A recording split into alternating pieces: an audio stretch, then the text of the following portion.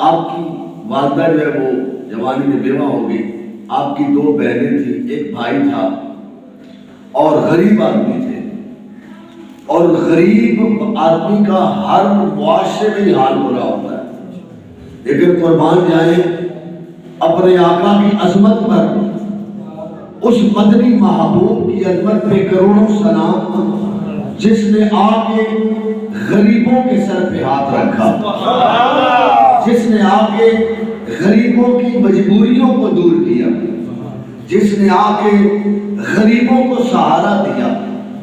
حضرت بلال بن رباح آپ غریب تھے، اور اس دور میں غریبی بہت بڑا جرم تھی، جبکہ آج بھی کچھ لوگ اس ذہن کے موجود ہیں کہ غریب کو پاس بٹھانا برداشت نہیں کرتے، لیکن میرے آقا کریم صلی اللہ علیہ وآلہ وسلم نے ارشاد فرمایا، سنو، میری امت کا وہ فرد جو اپنے غریب کی بھائی کے ساتھ، اپنے ملازم کے ساتھ نرمی کرے گا، میں گواہی دیتا ہوں میرا رب اس کو جنت عطا فرمائے گا۔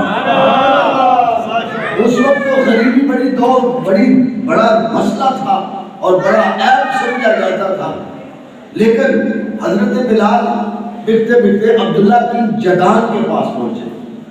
اب حضرت عبداللہ بن جدان جب وہ کافر تھا، حضرت بلال کہتے ہیں میں گھر جاتا، میری ماں مجھے دیکھ کے روتی، سارا دن میرا آقا مجھ سے کام لیتا اور مشکل کام لیتا، وزنی کام لیتا، میری ماں مجھے دیکھ کر رویا کرتی، میں ماں کو دیکھ کر رویا کرتا، بہنوں کو دیکھ کے میں روتا، بہنیں مجھے دیکھ کے روتی۔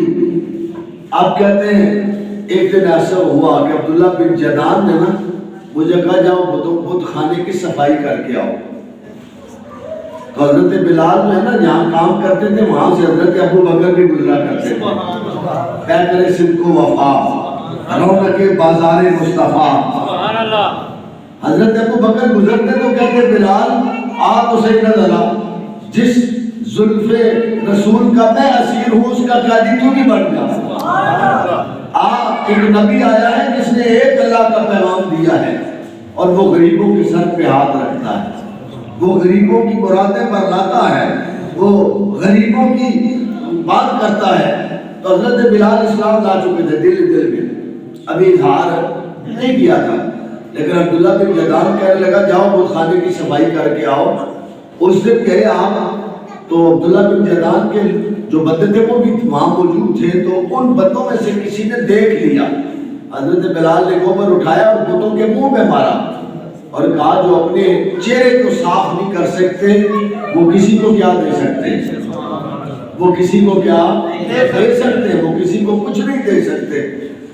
تو حضرت بلال رضی اللہ تعالیٰ نے اس انداز کے ساتھ یہ ظاہر ہو گئے کہ اندر سے یہ اسلام لا چکے ہیں، اندر سے یہ اسلام لا چکے ہیں۔ حضرت بلال رضی اللہ تعالیٰ عنہ حضور سرور کائنات صلی اللہ علیہ وسلم کا کلمہ پڑھ بیٹھے اور غلامی اختیار کر لی آپ نے۔ پھر جس نے یہ پتا چلا تو عبداللہ بن جدان کے لوگ کہنے لگے اس کو جلدی بیچ دے، اگر مکے کے کافروں کو پتہ لگ گیا نا اس بات کا تو تیری بے عزتی بڑی ہوگی۔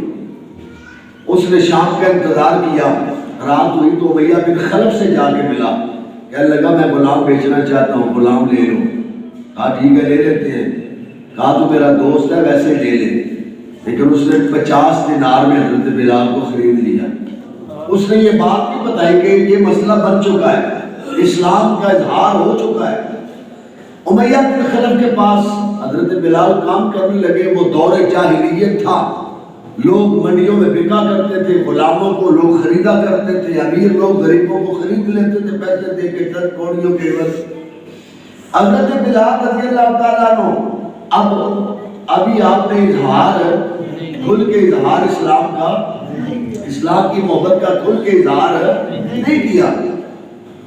تو ایک دن ایسا ہوا کہ مکے کی گلی میں نا چوک میں کھڑے کر کے حضرت عمار بن یاسر، محبت سے کہہ دو رضی اللہ تعالیٰ، عمار بن یاسر پتہ ہے کون کتنا بڑا پہلوان آدمی ہے، تھا غریب گھر کا، غریب باپ کا بیٹا، غریب ماں کا بیٹا، اسلام قبول کر لیا، لیکن جرت و بہادری کی تاریخ آج بھی موجود ہے، قیامت تک ڈنکے بجتے رہیں گے۔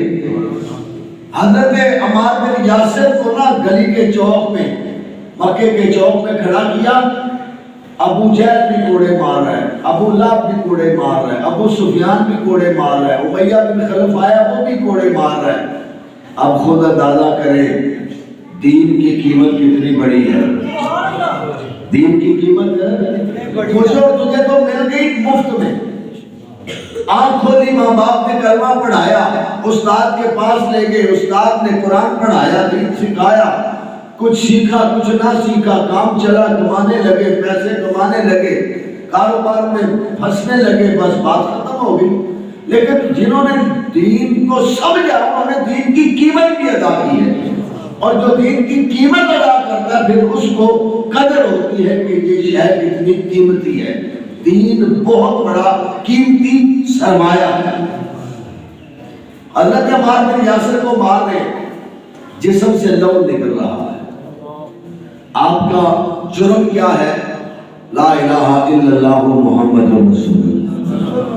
بس آپ کا جرم یہ ہے کہ آپ کلمہ پڑھ رہے ہیں، اسلام کا اظہار کر دیا ہے، اعلان کر کے بتا دیا ہے میں حضور کا غلام ہوں، میں مدینے کے تاجدار کا غلام ہوں۔ بس یہ جرم ہے اور کوئی جرم نہیں ہے، اتنا جرم ہے۔ کوڑے مارے جا رہے ہیں، امیہ بن خلف نے بڑے کوڑے مارے، تھک گیا، لوگ کہنے لگے تیرا غلام بڑا تکڑا ہے، اس کو دے کوڑا۔ یہ عمار بن یاسر کو کوڑے مارے۔ امیہ نے بلایا حضرت بلال کو، بلا کہا یہ لو کوڑا اور عمار بن یاسر کو مارو۔ حضرت بلال نے ایک دفعہ کوڑے کی طرف دیکھا، ایک طرف عمار بن یاسر کی طرف دیکھا، ایک امیہ بن خلف کی طرف دیکھا، پھر کوڑا آپ نے ہاتھ میں پکڑا، حضرت عمار کے پاس پہنچے۔ حضرت عمار نا لرزتی ٹانگوں سے تھوڑے سے آگے ہوئے اور کہا بلال بھائی، ان کو پتا تھا کہ بلال اسلام لا چکے ہیں، وہ جانتے تھے، وہ جانتے تھے۔ کہا بلال بھائی میں تو مار کھا ہی رہا ہوں، دو چار کوڑے تو بھی مجھے مار دے، لیکن تو اظہار نہ کر، تو اپنے آپ کو بچا لے، یہ کافر ماریں گے تجھے، تو اپنے آپ کو بچا، مجھے دو چار کوڑے تو بھی مار دے، کوئی بات نہیں۔ لیکن قربان جو حضرت بلال کی عشق پر، عاشق رسول بن جانا کوئی آسان کام نہیں ہے۔ حضرت بلال رضی اللہ تعالیٰ عنہ، آپ نے نا وہ کوڑا پکڑا، کوڑا پکڑ کے نا آپ نے دیکھا عمار بن یاسر کی طرف، امیہ بن خلف کی طرف۔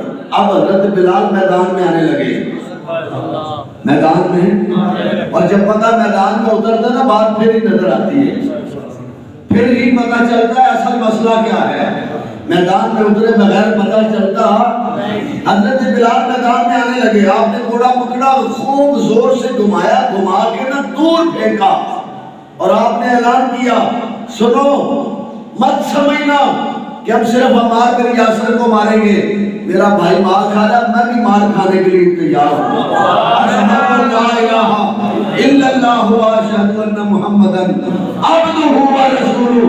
تم عمار بن یاسر کو مارتے ہو، اب میں بلال رباح کا بیٹا بھی مار کھانے کے لیے تیار ہوں۔ اب میرا بھائی میدان میں اکیلا نہیں، اب میں بھی اپنے بھائی عمار کے ساتھ میدان میں کھڑا ہوں۔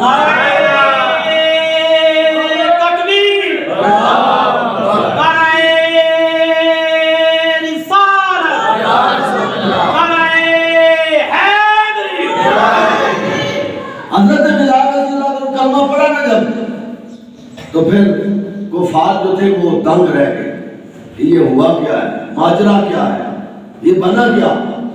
اب حضرت بلال رضی اللہ تعالیٰ پہ سختی کا معاملہ شروع ہو گیا، آپ پر پھر پریشانیوں کے پہاڑ ٹوٹنے لگے، آپ کو جسم پہ لوہے کا لباس پہنا کے، تپتی ریت پہ لٹا کے، گلے میں رسی ڈال کے، مکے کے عباس جوانوں کو پکڑا کے، کافر کہتے لو اب اس کو مکے کی گلیوں میں گھسیٹو، مکے کی گلیوں میں کلمہ پڑھا ہے نا، اب قیمت تو ادا کرنی پڑے گی نا، کسی نے پوچھا بلال نہ اتنا ظاہر کرتا تو کیا تھا، کوئی بات نہیں تھی، حالانکہ شریعت میں یہ اجازت ہے اگر کوئی کن پٹی پہ تمہارے سر پہ کو پستول رکھ دے اور وہ پوچھے بتاؤ مسلمان ہو کون ہو، تو تم جان بچانے کے لیے کچھ بھی کہہ سکتے ہو، شریعت اجازت دیتی ہے۔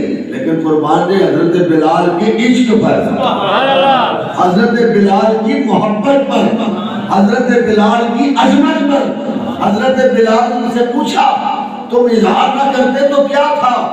کہا سنو، تم بازار جاتے ہو نا برتن خریدنے تو اس کو اچھی طرح کھڑکا کے دیکھتے ہو، پکا ہو تو لیتے ہو، کچا ہو تو لیتے، اگر میں بھی بازار میں نہ آتا تو مجھے کون خریدتا؟ اب میں بازار میں آیا ہوں، مجھے میرا رب بھی خریدے گا، میرا رسول بھی خریدے گا۔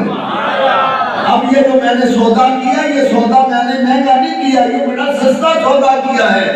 میں بھی جب پک جاؤں گا نا میرا مالک، کافر کہتے ہیں تو رب کو مانتا ہے، محمد عربی کو مانتا ہے، تجھے چھڑانے نہیں آتے۔ یہ لگا تم نہیں جانتے، عشق کے اصول علیحدہ ہوتے ہیں، عشق کے راستے علیحدہ ہوتے ہیں۔ مصطفیٰ دیکھ رہے ہیں، میرا رب بھی مجھے دیکھ رہا ہے، جب میں پک جاؤں گا پھر میری قیمت دیکھنا کتنی لگے گی۔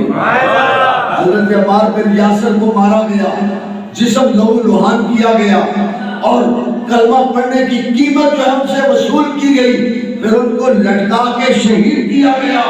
اور مکے کے اور کئی صحابہ ہیں غریبوں میں سے جن کو شہید کیا گیا، لیکن عمار بن یاسر کو بڑی سختی کے ساتھ انہوں نے شہید کیا۔ پھر حضرت بلال کو بھی سختیوں سے گزارتے رہے، کبھی سینوں پہ چٹانے، کبھی کمر کے نیچے آگ کے گولے، اور پھر آگ چربی سے بجھ جاتی ہے، کمر کی چربی کھلتی ہے، کمر پہ نشان موجود ہیں۔ قربان جاؤں حضرت بلال رضی اللہ تعالیٰ عنہ، آپ ایک دن اسی طرح پریشانی کے عالم میں موجود ہے، کملی والے محبوب کا گزر ہوا۔ پھر وہ آئے، امتی جو پکارے حال دار کے، ممکن نہیں کہ خیر البشر کو خبر نہ ہو۔ قربان جائے حضرت بلال، پھر احد احد احد احد، اللہ ایک ہے، اللہ وحدہ لا شریک ہے، یہ آپ اپنی زبان سے یہ کلمہ، اور پھر یہ کلمہ آپ کی زبان پہ اس طرح پکا کہ آپ ہر لمحہ احد احد احد احد کے نغمے الاپتے رہتے ہیں۔ کسی نے کہا تو خاموشی سے ذکر خفی بھی کر لیا کر، تو ہر وقت ذکر جلی کرتا ہے، اونچی آواز سے ذکر کرتا ہے، شریعت میں آہستہ ذکر کرنے کی اجازت بھی موجود ہے۔ حضرت بلال نے 2-3 دن اپنی زبان کو خاموش رکھا، دل میں اللہ کے نام کو جپتے رہے، لیکن 3 دن گزرے نا تو آپ نے پھر اونچی آواز میں احد احد کا نغمہ الاپنا شروع کیا۔ کسی نے پوچھا بلال کیا ہوا، 3 دن تو خاموش رہے، آج پھر بول پڑے؟ کہا 3 دن ہو گیا، مجھے مزہ ہی نہیں آیا۔ عشق رسول کی سزا میں جو مار کھانے کا مزہ آتا ہے وہ خاموشی میں نہیں آتا۔ تکبیر، نعرہ رسالت، نعرہ حیدری۔ حضرت بلال رضی اللہ تعالیٰ کو مار پڑتی، آپ جب کسی کافر کو دیکھتے ہیں آپ کہتے ہیں احد اللہ وحدہ لا شریک ہے۔ یار ذرا دل تھام کے سوچنا، آج میری اور تیری تو حالت یہ ہے نا، ہم تو کہتے ہیں دین بھی ہماری مرضی کا، دین بھی ہماری مرضی کا، اور عمل بھی ہماری، تو یہ حالت ہے نا۔ لیکن جنہوں نے اسلام کی قیمت ادا کی ہے ان سے پوچھ، ان کی زبان، ان کی نگاہ، ان کا دل، ان کے جسم کا ایک ایک بال اپنے رب اور رسول کی اطاعت میں زندگی گزارتا، ان کا ایک لمحہ بھی غفلت میں نہیں گزرتا۔ مجھ جیسا نکما، مجھ جیسا بیکار آدمی بھی آج جو ہے وہ کئی طرح کے سستیوں میں جو ہے وہ مصروف ہے، لیکن میرے اور آپ کے آقا صلی اللہ علیہ وسلم کے ان غلاموں کی عظمت، جن کی عظمت کو قرآن اور میرے نبی کا فرمان ظاہر کر رہا ہے، حضرت سیدنا بلال رضی اللہ تعالیٰ अन्हो, आपने ये कीमत अदा की ना, इतनी बड़ी कीमत, मेरे मुस्तफा का गुजर हुआ। मुस्तफा गुजरे, देखा बिलाल को देखा, जब नजर हुजूर की पड़ी होगी बिलाल पर, बिलाल की नजर पड़ी होगी हुजूर पर, वो फिर लम्हात जो है वो कलम बंद नहीं हो सकते, वो लम्हात वो फिर अजीब अंदाज के लम्हात हैं। मेरे आका करीम सल्लल्लाहु अलैहि वसल्लम आप एक कोने में जाके ना खड़े होकर रोने लगे। यार जरा सोच, मुस्तफा का रोना कोई छोटी सी बात है?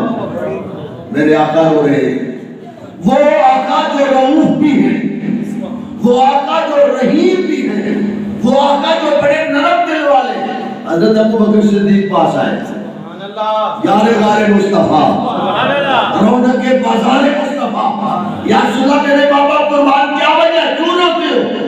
हुजूर फरमाते हैं, अबू बकर आज मैं बड़ा गमज़दा हूँ, आज मैंने अपने बिलाल को देखा है, मेरे बिलाल पे बड़े जुल्म हो रहे हैं, और मैं ये दुआ मांग रहा हूँ, या अल्लाह मुझे पैसे दे दे, मैं बिलाल को खरीद लाऊं।